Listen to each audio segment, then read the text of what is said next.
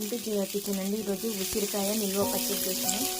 ఉసిరికాయలు శుభ్రంగా కడిగి ఇలా కొద్దిగా ఆయిల్ వేసి దీంట్లో కొంచెం తడిపోయే వరకు ఇలా వేయించుకోవాలండి.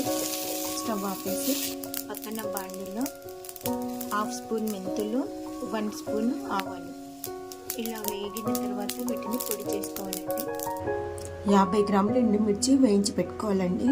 దీంట్లోనే 2 స్పూన్ వేరుశెనగకాయలు, 1 స్పూన్ నువ్వులు, 1 స్పూన్ జీలకర్ర, 2 స్పూన్లు ధనియాలు, ఇవి ఇలా అన్నీ వేయించుకోవాలి. 2 ఎల్లిపాయలను తీసుకొని వీటిని పొట్టి తీసి ఇవి కూడా మిక్సీ పట్టాలి. ఇలా మెత్తగా గ్రైండ్ చేసుకున్న మిశ్రమంలోకి 1 స్పూన్ పసుపు, టేస్ట్కి తగినంత సాల్ట్ వేసి కలపాలండి. దీంట్లోకి వేయించి పెట్టుకున్న ఉసిరికాయలు వేసుకోవాలి.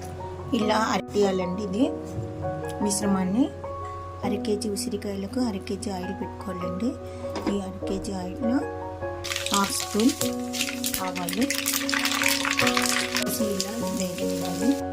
4 నిమ్మకాయలు జ్యూస్ తీసిపోయాలి. ఆయిల్ చల్లారిన తర్వాత దీంట్లో పోసేయాలండి. ఉసిరి పచ్చడి రెడీ అయ్యిందండి.